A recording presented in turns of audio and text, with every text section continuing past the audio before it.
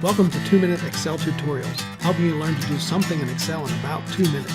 I'm going to compare rounding and formatting. I put in some arbitrary number. This one is 500 plus pi, which you can see here. This blue half is rounding and the green half formatting. I'll start with rounding. In this cell I typed equal round. A is the number I'm rounding, which is this cell, and num digits is this cell to the left. I generated the rest of them by filling down. Excel rounds to the number of digits you specified. For example, 0 gives you the nearest integer. When num digits is 1, it gives you the first decimal place.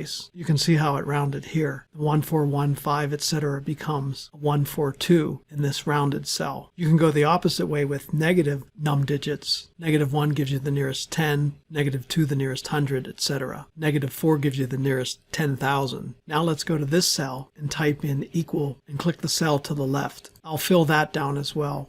Notice that these numbers are identical to the one to the left of it. So when Excel rounds, it actually changes the value of the cell. This can be dangerous. If I go up here and type equal this cell plus 3, it gives me 1003, not 1506 something. The bottom line is Excel changes the numbers when you round. Now let's compare to formatting. I'll start here with decimal places 0. You can see that all this cell has is equal A. It's the same number as we have here. You format the cell by right-clicking, format cells, and then choose your decimal place. Here I have 0. If you try to put in a negative number, like -1, Excel barfs. I'll go back to 0. That's why I just say here it does not work. It does work for positive decimal places. Here I formatted cells and chose 1 decimal place. I did the same for the rest of these. Now let's type equal cell to the left and fill that down. Notice that this is exactly the same as our original A value. That's because formatting doesn't actually change the number like rounding does. All it does is change the display or the appearance of the cell.